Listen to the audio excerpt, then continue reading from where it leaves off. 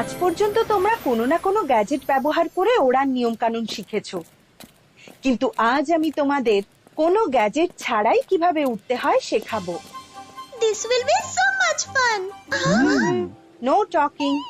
সবাই প্রথমে মন দিয়ে আমার প্রতিটা মুভমেন্ট খেয়াল করবে, তারপর মন্ত্র বলে উড়ে যেতে হবে।